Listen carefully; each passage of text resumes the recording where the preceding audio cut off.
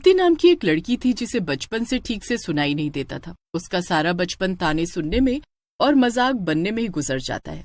बड़ी होने के बाद किसी तरह उसकी शादी हो जाती है और वो ससुराल चली जाती है। लेकिन ससुराल में भी उसके सास ससुर उसे बहुत ताने मारते थे। एक दिन उसकी सास उसे ताना मार रही थी। हाय हाय मेरी किस्मत, मुझे कैसी बहू मिली है, एकदम बहरी, क्या करूं मैं इसका, मेरे तो भाग्य ही फूट गए हैं। कीर्ति को कम सुनाई देता है, लेकिन अपने आसपास के लोगों के हाव भाव से वो समझ जाती थी कि लोग उसे भला बुरा कह रहे हैं। क्या हुआ माँ जी, आप कुछ नाराज नजर आ रही हैं? मैं आपके लिए चाय बना कर लाऊं? चली जा यहाँ से कलमुही, मुझे तेरे हाथ की जहर चाय नहीं पीनी।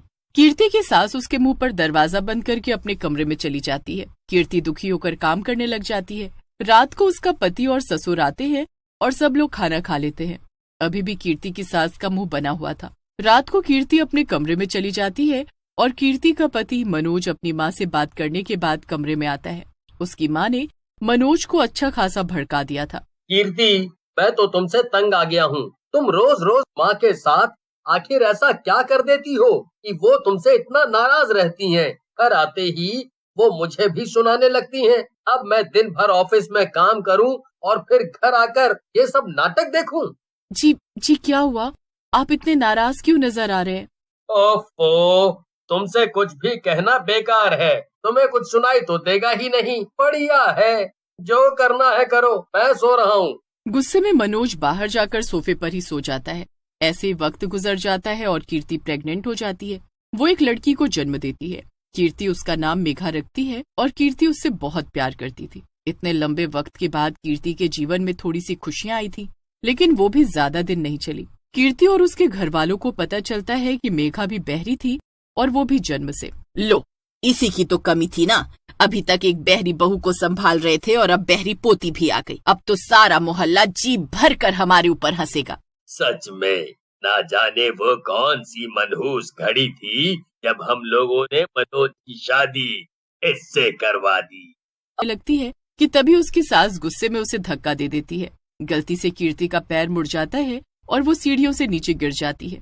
घर 2 मंजिल का था और इतनी सीढ़ियों से नीचे गिरने के कारण कीर्ति को बहुत चोट आती है और वो तुरंत ही मर जाती है। ये देखकर उसके सास ससुर के होश ही उड़ जाते हैं। अरे ये क्या किया तुमने? उसे मार ही डाला।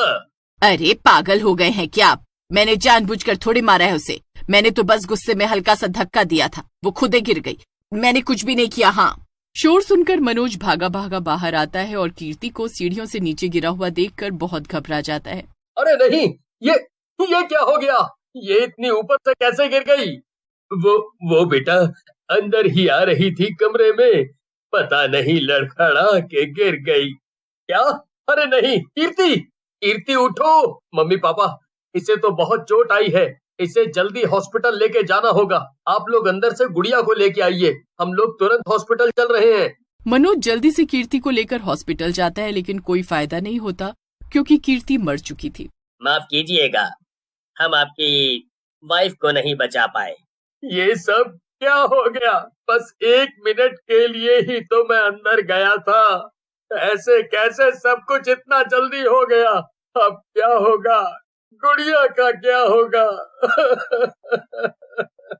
अरे बेटा, तू ये सब क्यों सोच रहा है? हम इस बहरी लड़की को किसी अच्छे से अनाथालय में छोड़ आएंगे। वैसे भी तेरी अभी उम्र ही क्या है, तू तो अपनी नई जिंदगी शुरू कर। अपनी माँ की बात सुनकर मनोज को बहुत गुस्सा आता है। मनोज अपने माँ बाप को वहाँ से भगा देता है। वहीं दूसरी तरफ घर पर कीर्ति की आत्मा घूम रही थी।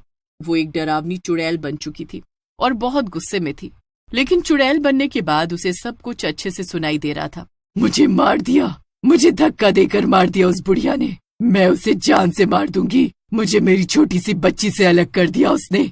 एक बार मेरे सामने तो आए उसकी खैर। चुड़ैल पूरे घर में गुस्से में अपने सास और ससुर को ढूंढ रही थी, लेकिन उसे घर में कोई भी नजर नहीं आया। कहाँ चले गए सब लोग? मेरी बेटी कहाँ है? अगर मेरी बेटी को कुछ भी हुआ तो मैं एक को मार डालूंगी। चुड़ैल बहुत गुस्से में थी। वहीं दूसरी तरफ मनोज के माँ बाप घर आ रहे थे। वो रास्ते में बातें कर रहे थे। मनोज का तो दिमाग ही फिर गया है। ऊपर वाले ने हमें इतना अच्छा मौका दिया है कि एक बार फिर से मनोज अपना घर बसा ले। उसकी बहरी बीवी से तो छुटकारा मिल ही गया है।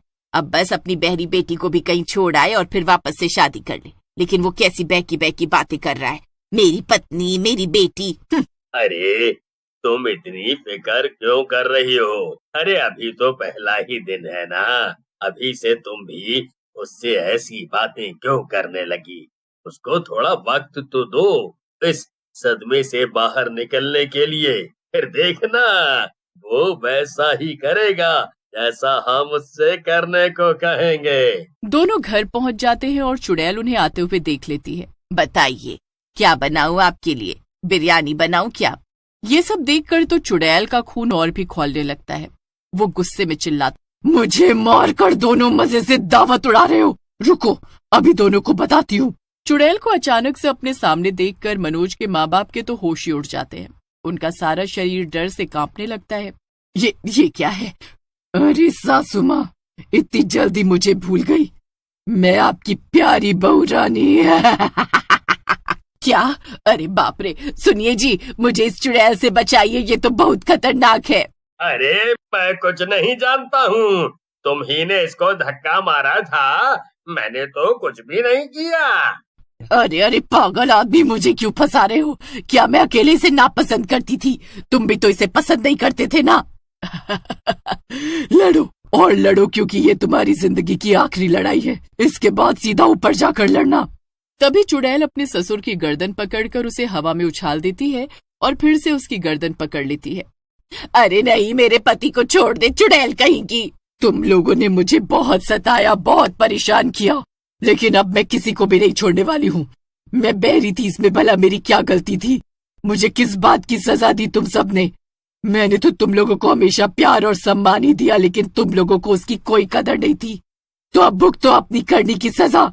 तभी कीर्ति की सास के मन में एक विचार आता है। रुक जा चुड़ैल, वरना अच्छा नहीं होगा। तू भूल गई है क्या? तेरी बहरी बेटी अभी भी हमारे कब्जे में है, उसे जिंदा देखना चाहती है या नहीं? ये सुनकर चुड़ैल ने अपने ससुर की गर्दन छोड़ दी। क्या? कहाँ है मेरी बेटी? अगर उसे कुछ भी हुआ ना तो तुम लोगों की खैर नहीं। अरे अगर तूने हमें हाथ भी लगाए ना तो ये समझ ले कि उसकी खैर नहीं।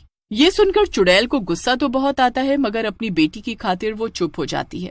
नहीं, मैं तुम लोगों को हाथ भी नहीं लगाऊंगी, बस मुझे मेरी बेटी से मिलवा दो। नहीं, तू यहाँ से चुपचाप चली जा, समझ लेना कि तेरी बेटी सलामत है।